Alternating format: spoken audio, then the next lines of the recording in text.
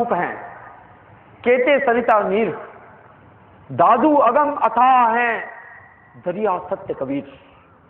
वह कह रहे हैं काफी संत कुएं की तरह जो निर्मल जल दे रहे हैं, काफी सरिता, काफी संत नदियों की तरह जो निर्मल पानी दे रहे हैं, लेकिन कबीर साहब अगम सागर है,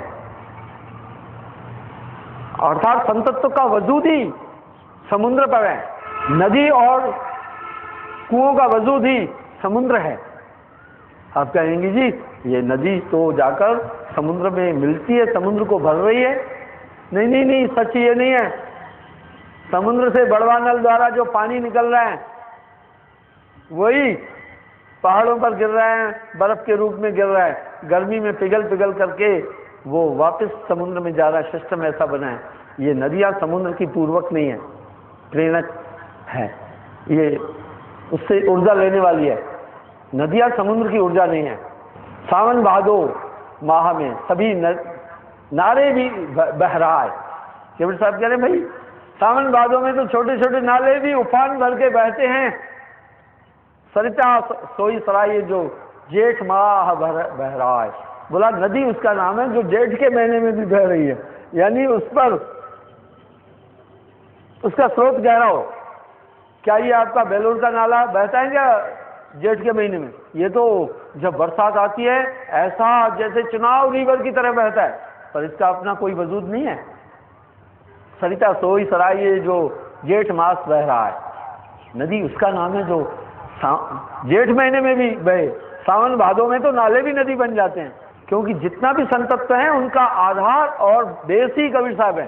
संतत्व का स्टडी उन्होंने किया है। संतों ने चौथे लोक की बात की है, ऋषि मुनियों ने नहीं की है, पीर पैगंबरों ने नहीं की है, और सिद्ध साधकों ने चौथी दुनिया को देखा ही नहीं। उन्होंने तीसरे 3 लोक तक की बात कही, और साहब ने तो जहां योग खत्म होता है वहां से संतत्व की शिक्षा स्टार्ट होती है।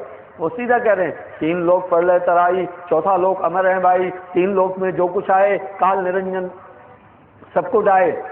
उस देश का वर्णन दिया। संतो सो निर्देश हमारा, जहां जाए फिर हंस ना आए। भवसागर की धारा, सूर्य चंद्र नहीं तहां प्रकाशत नहीं, नवमंडल तारा, उदय अस्त दिवस नहीं रजनी, बिन ज्योति उजियारा। कितना बड़ा विज्ञान भरा पड़ा है। बोल रहे हैं भैया वहां रात दिन भी नहीं है, सुबह शाम भी नहीं है, 5 तत्व भी नहीं है, जन्म मरण भी नहीं है, और तू मैं भी नहीं है, कुटुंब परिवार भी नहीं है। महारामी हो तो जाने संतो ऐसा देश हमारा। इतने बड़े महान अध्यात्म दार्शनिक की शिक्षा को पाखंडी तबके ने कुचलने की चेष्टा की। अब वो कह रहे हैं इसके आगे भेद हमारा। उन्होंने मकर तार के भेद को कहा, पंच मुद्राओं को नहीं। वर्तमान में भी नाना मत मतांतर इन पंच मुद्राओं तक ही आदमी को सीमित कर रहे हैं, और बात संत मत की कर रहे हैं।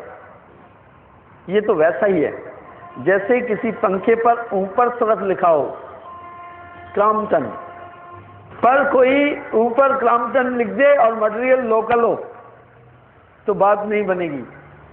संत मत की बात दुनिया कर रही है, संत मत वाला मटेरियल ही नहीं है, भक्ति काल पुरुष की कर रहे हैं, इसलिए काम नहीं चलने वाला। भक्ति सब जगत बखाना, आदि भक्ति कोई बदला जाना। इसलिए भक्ति भेद को साहब ने भक्ति रहस्य को बोला। कह रहे गण गंधर्व ऋषि मुनि और देवा, ये सब लाज काल की सेवा। सिद्ध साधक जोगी जत्ती, आगे खोज न पाए रत्ती। पीर पैगंबर कुतुब औलिया, काल निरंजन सबको दलिया। जो रक्षक तह चीनत नाही, जो भक्षक तह ध्यान लगाई। गण गंधर्व ऋषि मुनि और देवा, सब ये करें निरंजन सेवा। ब्रह्मादि शिव संकादि अजसुर काल के गुण गा वही। वह कबीर साहब ने चौंका दिया। उनकी वाणी में रहस्यवाद, परंपरा रहस्य भरा पड़ा है। वो टेलीफोन को नकार नहीं कर रहे हैं, लेकिन टेलीफोन की लिमिटेशन से बोल रहे हैं मेरे पास वो मोबाइल है दुनिया के किसी भी कोने में, आप मुझसे बात कर लेना। आपके पास बहुत अध्यात्मिक शक्तियां भरी पड़ी है, सबकी गठरी लाल है, कोई नहीं कंगाल। जब तक हमें अदत गुरु नहीं मिलेगा तब तक हम परम तत्व की प्राप्ति नहीं कर सकते हैं। The realisation of God is not possible without a perfect master. We should have need to search a perfect master, then we can realize the Almighty One in our soul, otherwise not at all. परम तत्व का ज्ञान हम एक पूर्ण गुरु के बिना कभी भी प्राप्त नहीं कर सकते हैं। कबीर साहब यहाँ भी कह रहे हैं गुप्त नाम वो कहा न जाए। जो नाम हमें भवसागर से पार करता है वो एक स्पिरिचुअल ऊर्जा है, वो एक व्यक्त और चेतन ताकत है जो हर एक इंसान के अंदर है। उसी नाम को ही परमात्मा कहा है। सार शब्द सत्पुरुष कहाया। जैसे दूध में सर्वत्र घी विद्यमान है पर मथे बिना बाहर नहीं आ सकता, इस तरह परमात्मा सर्वत्र विद्यमान है। एक पूर्ण गुरु मत के इकट्ठा कर देगा, उस परमात्मा को हाजिर कर देगा। वही है नाम। जब गुरु पूर्ण अदृश्य गुरु नाम देता है, उसके बाद आपको पक्का लगेगा मेरे साथ में एक बहुत बड़ी दिव्य शक्ति काम कर रही है। हमेशा वो एक्टिवेट होकर के काम करने लगेगी, बिना उसके आप उस परम तत्व को प्राप्ति नहीं कर सकते हैं। इसलिए बंधुओं, साहब ने आकर सहजदास की बात कही और कहा कि किस प्रकार से हम उस परम तत्व की प्राप्ति कर सकते हैं। आपके अंदर ये समस्त तत्व विद्यमान है, आपके अंदर ये शक्तियां मौजूद हैं। जब वो ताकत मिल जाएगी, हम अमर लोक में जा पाएंगे। नानक नाम जहाज हैं जो चढ़े से उतरे पार, इस ब्रह्मांड का हम क्रॉस कर पाएंगे। ये कैसे? पल में दे रखा है। कैसे भाई? टेलीफोन की वायर में, टेलीफोन में तो सिस्टम है, उसमें माइक्रोफोन भी लगा हुआ है, पर वो वायर से कनेक्टेड है, उससे आप तक आवाज आ रही है। वो सर्वत्र, आप फोन को ऐसे निकाल लो, अगर तार नहीं है तो आप बातचीत नहीं कर पाएंगे। मोबाइल इन सेकंड कहीं भी जाकर के आप उससे बातचीत कर सकते हैं। इस तरह से ये नाम की ताकत जब आपके गुरु उत्पन्न कर देता है, बस पूरी साधनाएं खुद ब खुद होने लगती है। आप सिर्फ कनेक्शन लेते हैं। आपका ये हेडेक नहीं है कि सिम एक्टिवेट कैसे हो रही है, आपका ये हेडेक नहीं है कि क्या सिस्टम है इसका, सभी चीजें कैटलॉग में आपको दी हुई है बस, और पूरे सिस्टम उसमें खुद है। बस बटन दबाओ, सब काम होता जाएगा। इस तरह साहब भी कह रहे हैं, बड़ी अजीब सी बात कर रहे हैं धर्मदास। जब साहब ने 3 लोग से ऊपर के लोग की बात की और पूरे ब्रह्मांड की बात की, तो धर्मदास घबरा गए। बोला ये सब इतनी साधना, बाल बच्चे वाला, घर द्वार वाला हूं मैं, मुझसे नहीं हो पाएगा, ये तो बड़ा कठिन रास्ता है गुरुजी। तो साहब ने कहा सुनो सुनो, आसान बता देता हूं। घबरा गए वो। सुरत वहां में स्थिर करो, गुरु में देर समाए, कहे कबीर धर्मदास से तो अलग अगम पंथ लखा। बोला चिंता मत करो, कंसंट्रेशन सिर्फ जोड़ देना, गुरु से काम हो जाए। आपको सिम के साथ में, आपको जब मोबाइल खरीदने जाते हैं, एक चार्जर भी मिल जाता है। अब चार्जर क्या काम करता है? चार्जर एक काम करता है, जितने सिस्टम मोबाइल के अंदर है वो बैटरी से ही, उसके लिए एक ऊर्जा चाहिए बैटरी, और बैटरी को चार्ज कर रहा है वो चार्जर। इस तरह जितने भी स्पेशल सिस्टम आपके, वो पूरे वर्क करने लगेंगे। बैटरी चार्ज कर लेना, ये गुरु के दर्शन से होगी। बैटरी चार्ज कर लेना, ये गुरु के ध्यान से होगी।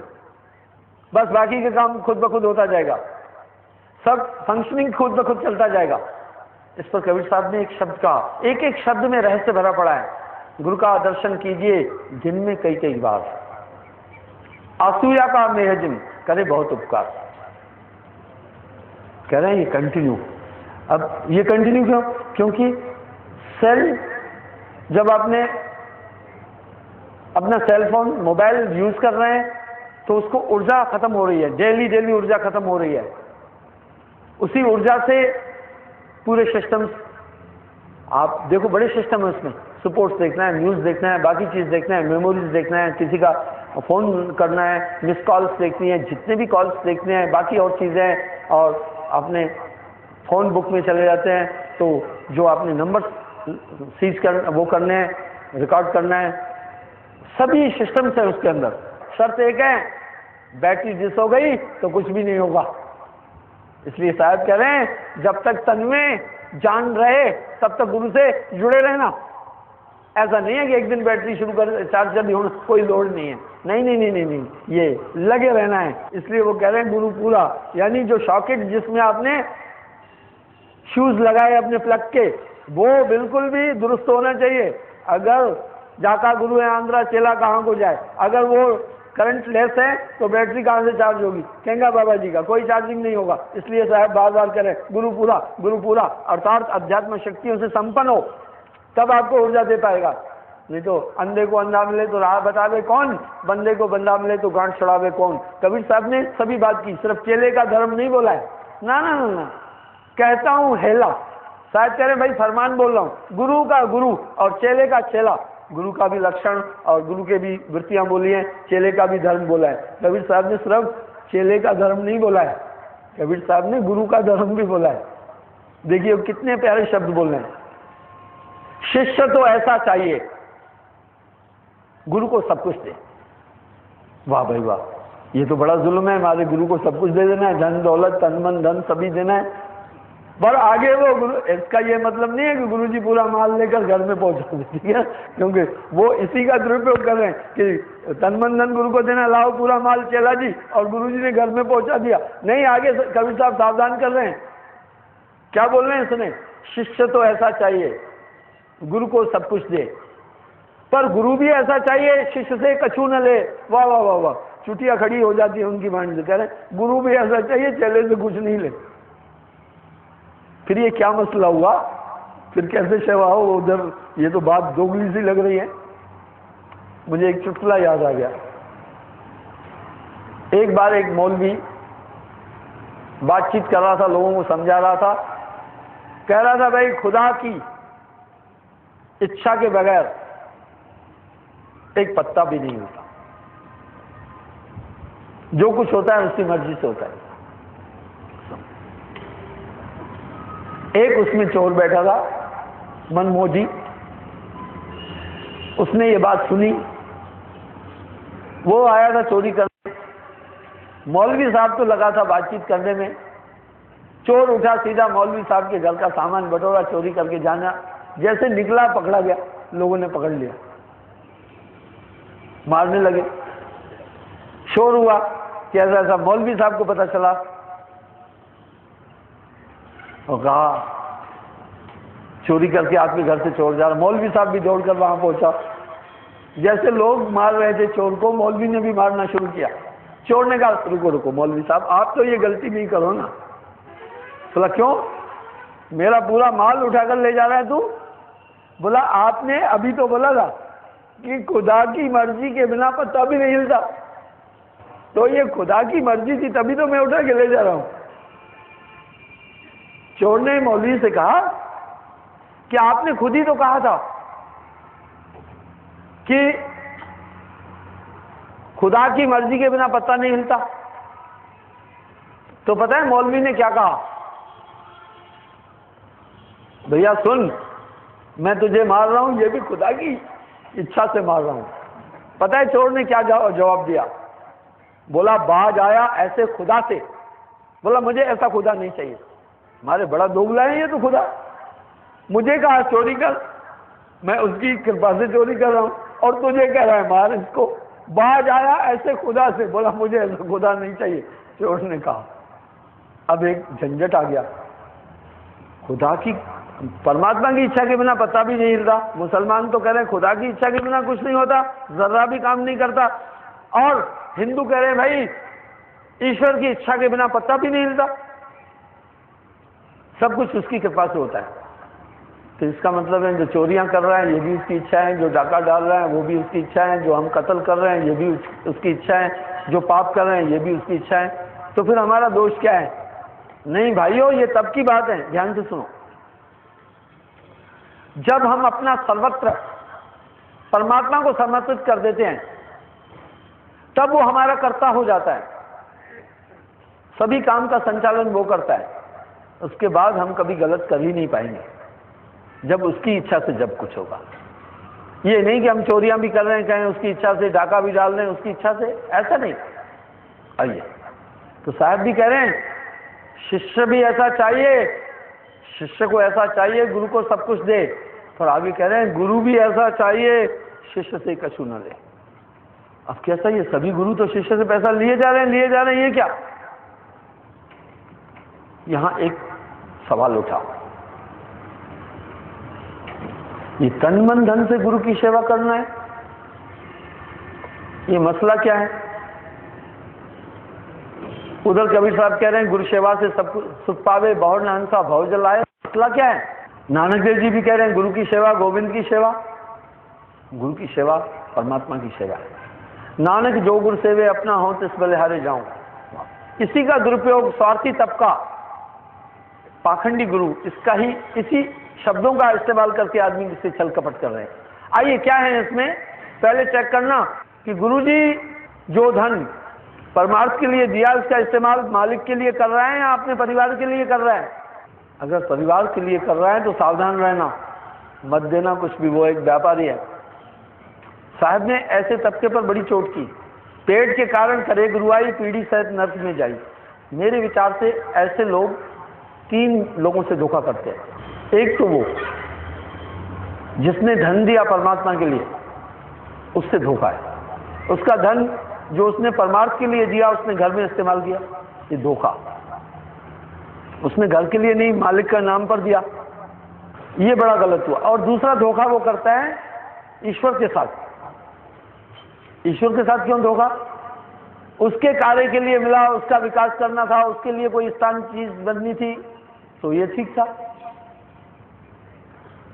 ये परमात्मा से धोखा हुआ।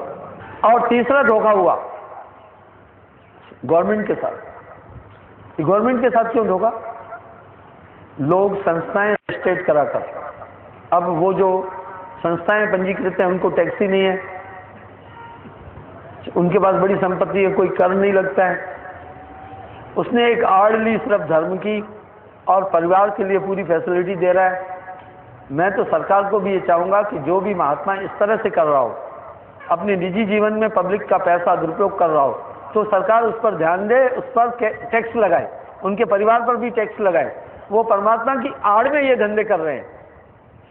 महापुरुषों ने ऐश्वर्य का जीवन नहीं जिया, उन्होंने हमेशा परिश्रम किया है।